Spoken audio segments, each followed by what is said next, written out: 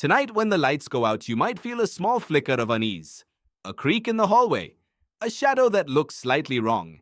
You tell yourself it's nothing, but ancient humans feared the dark far more than you do, and the reason why says something unsettling about the world they actually lived in.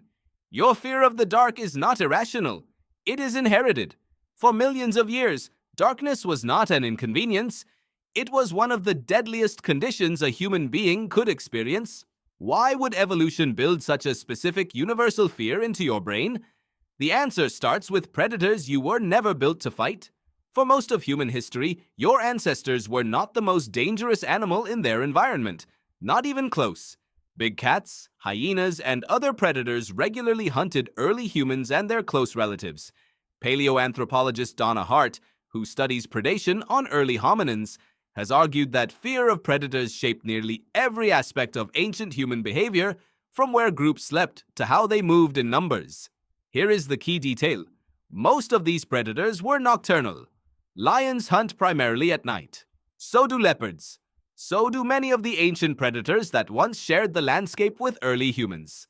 Human eyes, unlike a cat's, are poorly adapted for low light.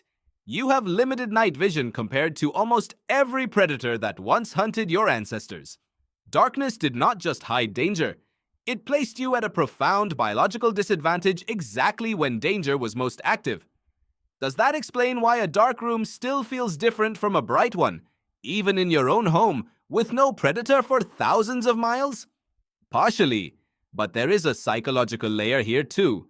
Neuroscientist Karl Deisseroth, whose research explores fear circuitry in the brain, has shown that the amygdala, the brain's alarm system, responds more intensely to ambiguous threats than to clearly visible ones.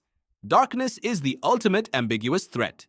It hides information, and a threat you cannot fully see triggers more fear than one you can. Think about it this way. A visible predator gives you information: distance, direction, size. A hidden one gives you nothing except uncertainty, and uncertainty is exactly what your brain is worst equipped to sit with calmly. Your ancestors who felt a surge of fear at unexplained rustling in the dark were the ones who investigated cautiously, or fled early, or woke others to keep watch. The ones who shrugged it off did not always live to pass on that indifference. This fear did not just shape individual behavior, it reshaped how ancient humans organized entire nights. Archaeological evidence, along with observations of modern hunter-gatherer groups studied by anthropologists like Polly Wiessner, shows that fire served a purpose far beyond warmth or cooking. Fire was a nightly barrier against predators. Firelight extended human vision into a domain where human eyes were otherwise nearly useless. A ring of firelight was, quite literally, a boundary between the world humans could navigate and the world they could not. Sleeping arrangements tell a similar story.